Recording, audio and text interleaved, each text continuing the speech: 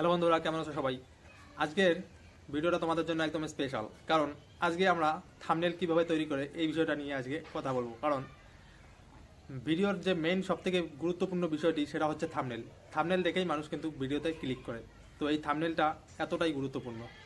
তো থাম্বনেল কিভাবে তৈরি করতে হয় সেই বিষয়টা আজকে এই ভিডিওর মাধ্যমে আজ আমরা দেখব। তো বেশি দেরি না করে চলো ভিডিওটা শুরু করা যাক। তো বন্ধুরা, চলো দেখে নিই কীভাবে একটা থাম্বনেল তৈরি করতে হয়। এর জন্য আমরা পিক্সেল অ্যাপটি ওপেন করে নেব। নেওয়ার পরে এখানে একটা এরকম ব্যাকগ্রাউন্ডের ইন্টারফেস চলে আসবে। সিম্পলি আমরা টেক্সটটাকে সরিয়ে দেবো। সরানোর পরে আমাদের একটা কাস্টম ব্যাকগ্রাউন্ড সিলেক্ট করতে হবে। তোমরা তোমাদের মতো থাম্বনেল ব্যাকগ্রাউন্ড চেঞ্জ করে নেবে, সিলেক্ট করে নেবে। আমি সিলেক্ট করে নিচ্ছি এটাকে হোয়াইট করে দিলাম। আর এটাকে কালার চেঞ্জ করার জন্য সিম্পলি এখানে আসতে হবে, কালার অপশানে সিলেক্ট করে ব্ল্যাক অ্যান্ড হোয়াইট করে দিলাম। তো এরপরে আমাদের যেটা প্রধান কাজ সেটা হচ্ছে যে ইউটিউব থাম্বনেল এর সাইজ দিতে হবে। তো ইমেজ সাইজ আসার পরে এখানে কাস্টমে ক্লিক করে দিয়ে ইউটিউব থাম্বনেল অপশানে ক্লিক করে এটা হয়ে গেল একদম ইউটিউব থাম্বনেল সাইজ। তো এখন আমাদের শুরু হচ্ছে যে প্রধান কাজ, যে ইউটিউব থাম্বনেল কীভাবে বা কত রকম করে আমরা কাস্টমাইজ করতে পাবো সেটা আমাদের নিজেদের উপর। তো আমরা সিম্পলি এখানে প্লাস আইকনে ক্লিক করে টেক্সট অপশানে ক্লিক করব। করার পরে আমরা এখানে একটা সিম্পলি টেক্সট লিখে দেব। টেক্সট লিখবো যে থাম্বনেল। তো দেখতে পাচ্ছ থাম্বনেল লেখাটা চলে আসছে। এখন এটাকে দেখতে অনেক ভালো, মানে অনেক ভালো লাগতেছে না। তার জন্য আমরা এটাকে কী করবো, যে এখানে এর কালারটাকে চেঞ্জ করে দেবো। তো এর কালারটাকে চেঞ্জ করার জন্য সিম্পলি আমাদের এখানে আসতে হবে। আসার পরে এই যে কালার অপশান দেখতে পাচ্ছ, কালারটাকে আমরা হলুদ করে দেবো।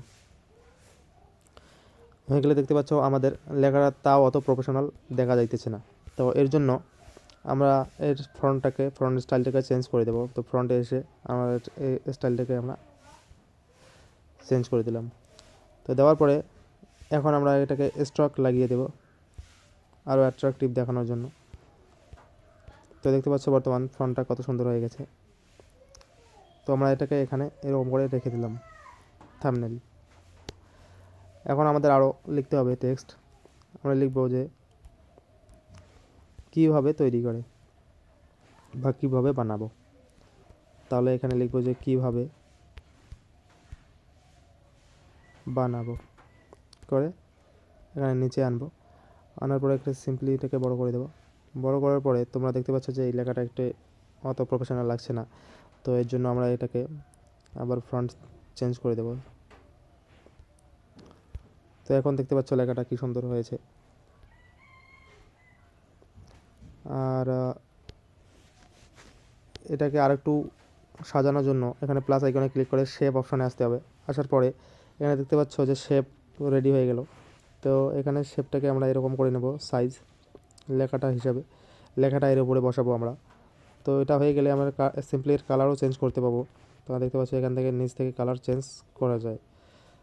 তারপর একটু ওপেসিটি কমে দেবো।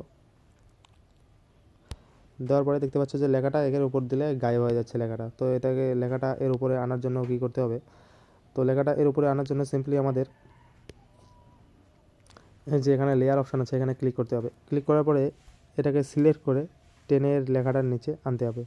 আনার পরে দেখতে পাচ্ছ যে এখন লেখাটা এর উপরে বসে গেছে। তো লেখাটা এর উপর ফুটছে না, এই জন্য আমরা এই কালারটাকে চেঞ্জ করে দেব। চেঞ্জ করার জন্য এটাকে ব্ল্যাক করে দিলাম। ব্ল্যাক করে দেওয়ার পরে এখন দেখতেছ যে আমাদের লেখাটা কত সুন্দর রেডি হয়ে গেল। তো এখন আমরা এটাকে এর উপর আরও অ্যাট্রাকটিভ লুক দেওয়ার জন্য আমরা এখানে একটা ফটো অ্যাড করব। তো আমি একটা ফটো অ্যাড করে নিয়েছি র্যান্ডমলি।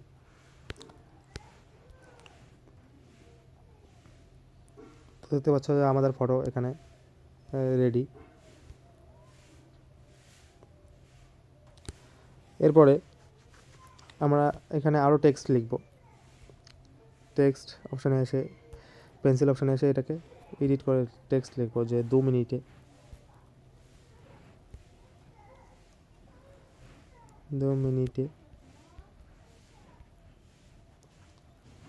তৈরি করুন। তৈরি করুন তো দেখতে পাচ্ছ আমাদের লেখাটা এখানে এসে গেছে। আবার আমরা এটার ফন্টটা চেঞ্জ করে দেব। এরকম হয়ে গেল, কালারটা চেঞ্জ করে দেব।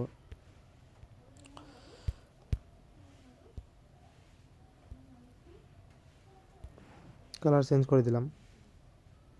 এখন দেখতে পাচ্ছ যে আমাদের লেখাগুলো কীরকম হয়েছে। এটাকেও আমরা শেপের উপর বসাবো।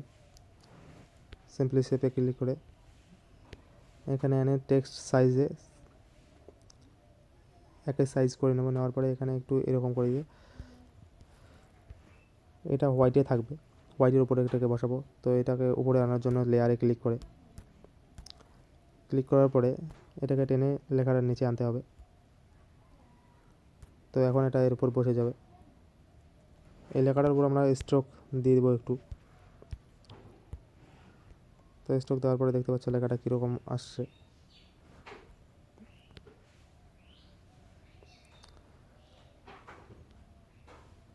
আমরা এটাকে এখানে বসাবো।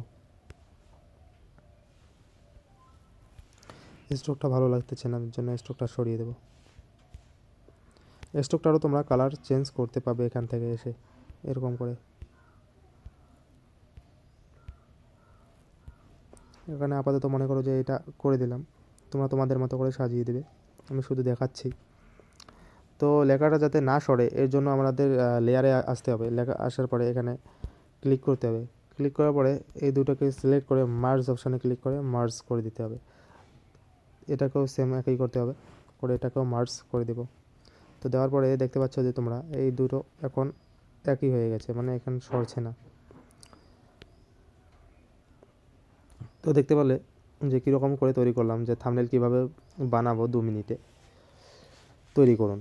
তো এখন আমরা সিম্পলি এর উপর লোগো অ্যাড করলে এটাকে আরও একটু প্রফেশনাল লাগবে।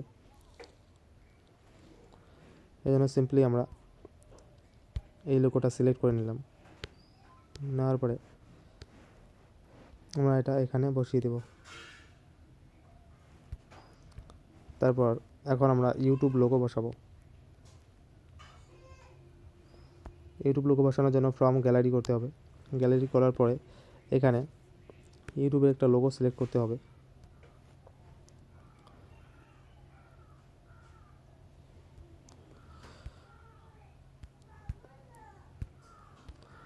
এখানে ইউটিউবের একটা লোগো সিলেক্ট করে নেব।